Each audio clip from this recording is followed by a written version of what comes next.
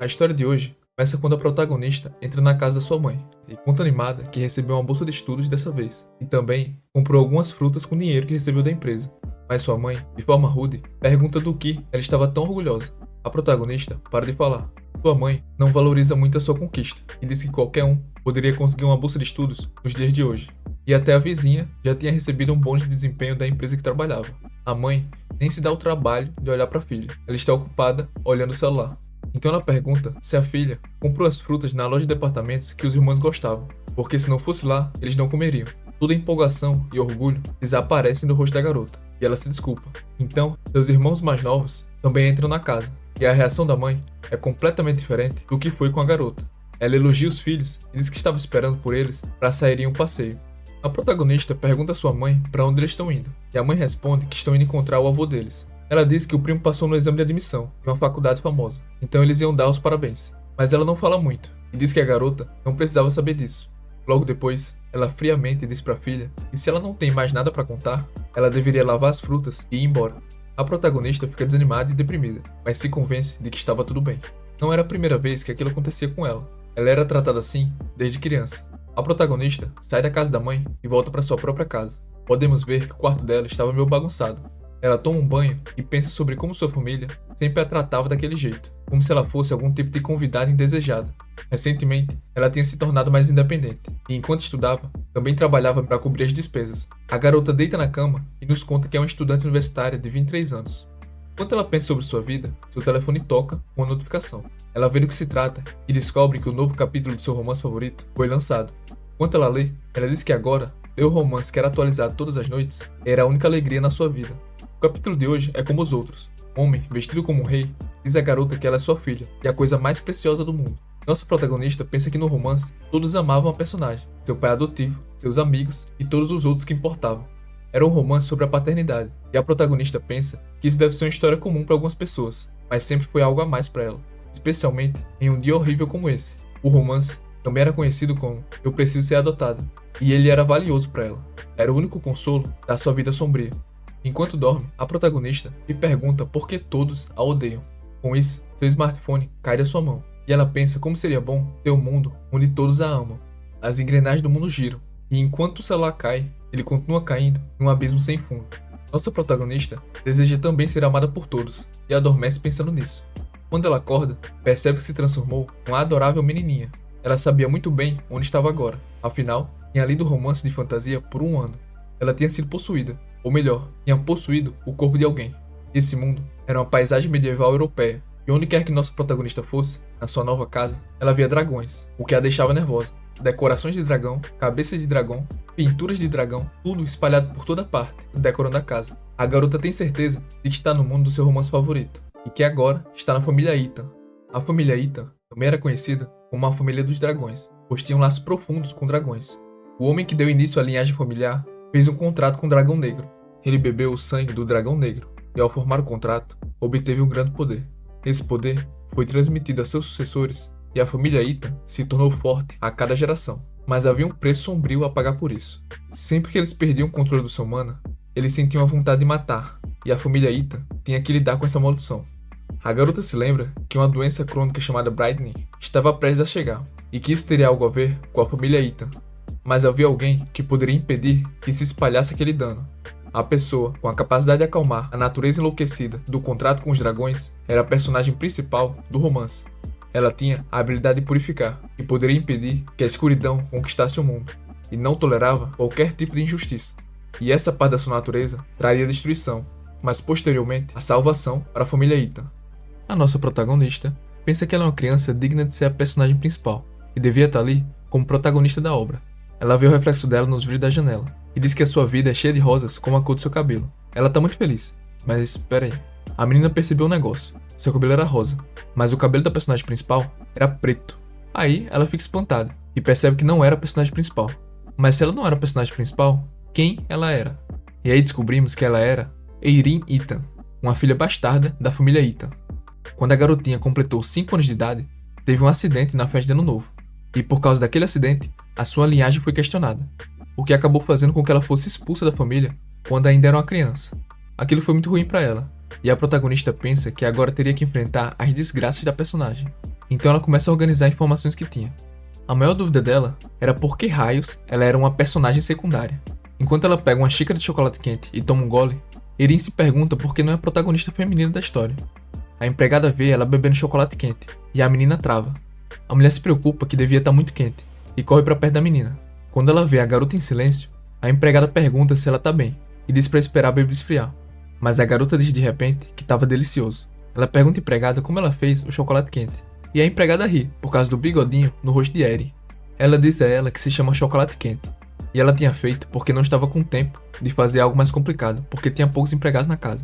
Então ela limpa a boca de Erin, e diz que mesmo assim, tinha feito com carinho, e estava feliz que Erin tinha gostado. A empregada era Mayra, empregada particular da menina, famosa babá. Ela cuidava da menina com todo o coração, até antes mesmo dela ser a babá oficial da garota. A protagonista percebe que estava aprendendo muito sobre a história, que ela não tinha visto nos livros, e ela finalmente estava tendo o carinho familiar que nunca tinha recebido. Mayra cuidava dela como uma verdadeira irmã, e Erin confiava mais nela do que na sua família antiga. A garotinha pergunta por que a casa estava com poucos empregados, e pergunta se ia ter alguma festa amanhã. E a Mayra pergunta se ela tinha ouvido falar que amanhã era a festa do Ano Novo.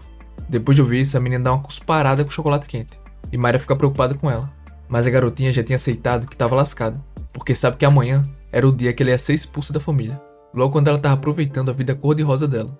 Aí a menina dá um exemplo para vocês e se levanta dizendo que não podia ficar parada, e sai correndo para estudar. Mas ainda pede para a babá levar um pouco de chocolate quente para ela depois, e ela fica lá, sem entender nada. Enquanto Erin corre pelos corredores da mansão, ela já pensa em encontrar uma casa nova. Então ela vai para uma biblioteca, para ver a lista de creche de lá. Ela sabe que tem que usar tudo que aprendeu com os livros. E a gente vê a protagonista correndo. Ela tá entrando na biblioteca e se lembra de um orfanato e uma creche que era administrado por um herói aposentado da Grande Guerra Santa. Aí quando ela abre a porta da biblioteca, ela de repente não consegue se lembrar mais nada da escola. Mas ela não percebe que já tinha outra pessoa lá. Mas aí ela olha de novo e fica encantada com o novo waifu dela. Ela diz que o homem tinha um cabelo escuro como o universo e os olhos eram da cor de mel brilhante. O cara era tão bonito que até a luz estava saindo dele. O nome dele é Erno e ele era o último candidato para ser sucessor da família Ita. Eri fica encantada com seu brilho. Ele lembra ela da história original e parecia ainda mais bonito do que ela imaginava. Ela fica se perguntando o que estava fazendo ali. Ela já estava naquele mundo fazia um ano e era a primeira vez que o via. Ele vira a cabeça em direção a Eri e pergunta se ela sabia onde estava o livro de magia divina. Mas ela tá babando tanto com ele que o seu cérebro não raciocina. Aí depois de um silêncio constrangedor, Erno volta pro livro e ele dá uma bronca nela mesma e diz pra agir como uma pessoa normal, falando sorrindo que o livro que ele estava procurando estava na segunda coluna da primeira estante. Mas como ela é uma criança, ela fala meio errado e ele encara ela por um tempo sem reação. Ele se vira e sai com vergonha para pegar o que tinha vindo procurar, mas o cara tava observando ela fazendo biquinho e caminhando para um estante de livros. Erin começa a procurar o livro que ela queria e finalmente acha. Ela abre a página sobre o jardim de infância criado pelo herói aposentado. E depois de gritar que achou, a gente vê o cara bem do lado dela, olhando pro livro. Ele queria agradecer por ter falado sobre a estante que estava o livro. E era ele agradecendo e ela lá, quase morrendo de susto. Quando ele pergunta pra ela o que ela estava lendo, Erin fica sem resposta. Ela não podia dizer que estava pesquisando sobre orfanatos. Mesmo que ela fosse expulsa amanhã, ela não podia ser pega ali. Então ela sorri e diz que só estava praticando leitura.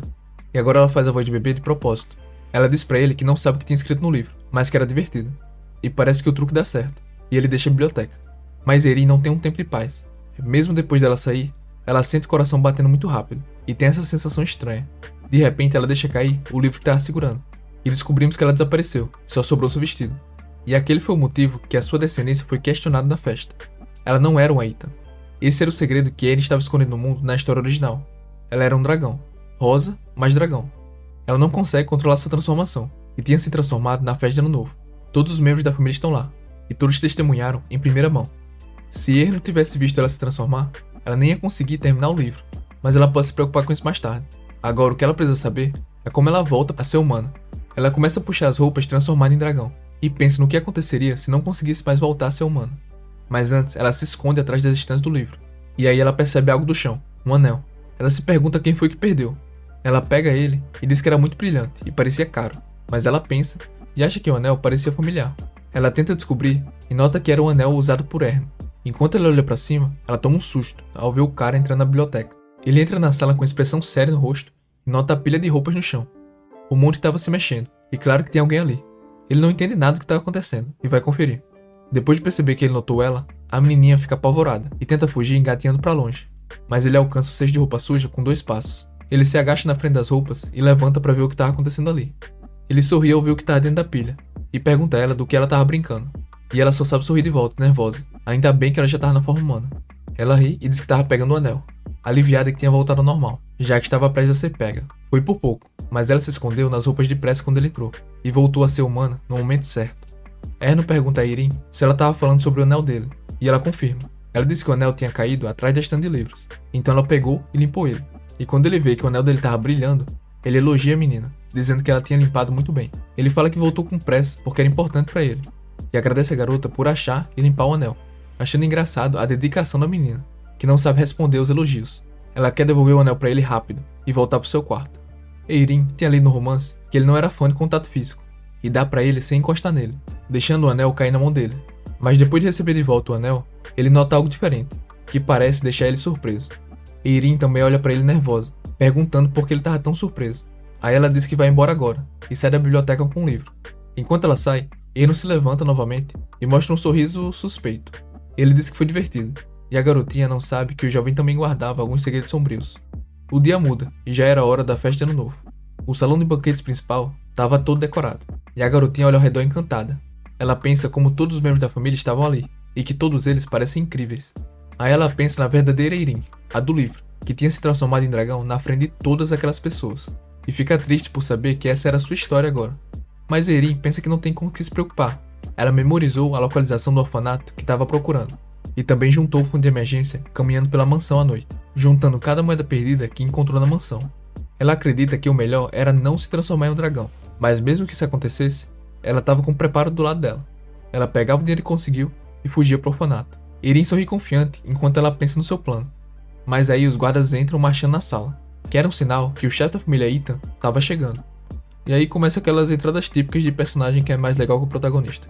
O guarda anuncia que o defensor do Império, o 12º Duque Dragão, Morel Ethan, estava entrando no salão. E vemos o Duque entrando com seus 3 filhos, incluindo o Erno. O Duque caminha até o seu trono e se senta. Ele era a 12ª geração da família Ethan. Agora o Duque diz que eles devem começar a reunião de ano novo. Então descobrimos que Erno era o primeiro filho do Duque, e Cillian Ethan era o segundo filho. Cillian já estava entediado com a festa, enquanto o irmão mais novo, do seu lado, sorria. Eirin pensa que essas pessoas que eram superiores a todos na família Ethan, já que são eles que herdaram o sangue do dragão mais forte que os demais. Só por entrar no salão, eles criaram um clima intimidador entre todos que estavam ali. Enquanto ela está pensando em tudo isso, Erno acena para ela. Eirin fica surpresa quando vê isso, e se pergunta por que não tinha que acenar, já que aquilo certamente atrairia a atenção de todos os convidados para ela. E é exatamente o que acontece. Eirin tem um pressentimento ruim, mas ela escolhe sorrir nervosa e acenar de volta antes que a situação piorasse. E Erno, mais uma vez, fica surpreso com alguma coisa. Então, o conselheiro do Duque diz que agora iria chamar a lista, e o Duque permite. O primeiro da lista é um homem chamado Will, e o conselheiro pede para ele se apresentar. O Will é um pesquisador. Ele trouxe com ele seus papéis de pesquisa para falar sobre ela com o Duque. Ele cumprimenta o Duque e diz que vai começar um novo estudo esse ano. E à medida que isso acontece, Eirin sabe o que acontecerá em seguida. O ano novo na família Ethan era um pouco diferente de outros lugares, embora começasse normalmente, com todos os membros da família se reunindo e anunciando seu plano na frente de todos. Will está contando ao Duque sobre seu plano de pesquisar uma nova planta, que foi descoberta no continente oriental, mas Eirin sabe que haverá uma reviravolta aqui. Enquanto Will explica o efeito calmante da planta, o Duque ordena que ele pare de falar. Ele pergunta ao pesquisador se ele não leu o material de pesquisa anterior, e Will não parece entender o que o Duque estava querendo dizer. O Duque diz que a flor já foi estudada no passado, e que Will está desperdiçando recursos ao estudá-la agora. Will fica surpreso, mas ainda tinha mais surpresas reservadas para ele. Agora, o Duque já sabia que Will gastou seu dinheiro de pesquisa em um bar luxuoso, deixando ele aterrorizado. O Duque diz que Will assediou mulheres na loja e até mesmo colocou o nome da sua família como garantia para obter um empréstimo. O pesquisador tenta dizer que não foi daquele jeito, e o Duque pede para que ele conte a verdade. Ele é tão intimidador que Will não consegue pensar em mentir para eles. E o Duque pergunta por que ele deveria permitir que aqueles que mancham o nome da sua família continuem vivos. Will gagueja muito e não consegue dizer nada em sua defesa. Por fim, ele aceita suas falhas e se curva na frente do Duque, pedindo perdão. Agora, Eirin explica que o encontro de ano novo da família era um lugar onde o Duque expõe o segredo do ano de todos. Eirin pensa que não tem muitas coisas pelas quais ela está arrependida, mas agora que Eirin viu isso com seus próprios olhos, ela percebe que o Duque Morel realmente se preocupa muito com sua família. Ele cumprimenta cada um deles um por um, e a menina está aterrorizada, pensando que também pode ter que se apresentar na frente dele. Mas ela pensa que tinha tantos membros da família ali que ela não precisaria fazer isso. Mas esse pensamento era apenas uma ilusão, e eventualmente Erin se encontra diante do Duque. Enquanto o Duque olha para ela, ele pergunta a seus filhos quem era aquela bola de fofura. Erno diz que ele deveria chamá-la pelo nome. O segundo filho também acha que a Erin é muito pequena. Morel chama ela de fofo, mas depois se corrige e a chama pelo nome. Ele pergunta a ela quais eram seus planos para o ano novo, e Erin só consegue pensar que seu plano era ir para o orfanato, mas ela não podia dizer isso na frente do Duque. Erin está tão aterrorizada e perdida que ela pensa que, se fosse para se transformar em um dragão, que isso acontecesse agora. Ela hesita em contar seus planos para o Duque, mas então finalmente diz que queria sair de casa sem ser interrompida. Morel fica confuso ao ouvir isso, e todos na festa começam a falar sobre o que ela acabou de dizer. Então o Duque pergunta por que ela queria sair de casa, e Erin diz que na verdade ela conhecia o segredo do seu nascimento. E enquanto conta nervosa a verdade, a sua consciência grita para que ela pare. Morel pergunta a Erin o que ela queria dizer com o segredo. Então Erin gagueja para falar a verdade. Ela pensa que está condenada. Ela lembra da sua própria vida passada e que nunca foi boa em fazer anúncios. E ela estava chorando por dentro porque tinha que fazer isso agora. Mas antes que ela possa revelar seu segredo, alguém interrompe a conversa. Um homem entra para relatar uma situação urgente ao Duque. O Duque pergunta por qual motivo o perturbaram durante a celebração do Ano Novo. Então, o mensageiro revela que a mina de pedras flutuantes desabou e alguns trabalhadores e o gerente ficaram presos. O Duque fica espantado e pergunta se tinha alguma vítima. O mensageiro diz que ninguém morreu ainda, mas vários trabalhadores ficaram feridos. Aquela notícia causou uma dor de cabeça no Duque Morel, que se perguntava como podiam salvar os trabalhadores. Em seguida, ele olha para Erin, que estava inquieta. Morel se levanta e declara que o encontro ano novo será retomado em alguns dias, e até lá, todos deveriam permanecer na família. Enquanto Morel sai da festa, ele aponta para algumas pessoas. Uma delas é Will, então diz para eles limparem os rostos e o seguirem em silêncio. Eles ficam assustados e tentam dizer algo, mas Morel puxa sua espada e pergunta se ele deveria ajudá-los a se limparem. Os homens estão com medo e obedecem imediatamente à sua vontade. Erin ainda está nervosa e confusa sobre o que acabou de acontecer. Então Morel fala com ela, e ela fica aterrorizada. Ela gagueja, mas não consegue falar nada. Ela está tremendo e prestes a chorar. Então de repente, Erin grita lenço e começa a soluçar. Todos ficam preocupados ao verem Erin chorando, e ela se pergunta se estavam com raiva. Ela não deveria chorar daquele jeito em público, mas então ela se vira e pergunta a uma pessoa se ele pode emprestar seu lenço. O homem olha ao redor e diz que está tudo bem, e todos da festa também querem dar seus lenços para Erin. Enquanto o homem oferece seu lenço para ela, ela fica com os olhos lacrimejando, mas agora por outra razão. Ela pensa que todos são realmente muito bondosos. Então, quando ela tenta pegar o lenço, alguém se aproxima de repente e pega o lenço antes dela. Era o Duque Morel, e ele pergunta a Erin quem mandou ela enxugar as lágrimas. Ele diz que o próximo encontro ia começar com ela, e a aconselha a pensar claramente sobre o que ela queria dizer. Erin pergunta a Morel se ele ia levar ela com ele para a mina. Ela pensou que ia ser assim porque ele também apontou para as outras pessoas.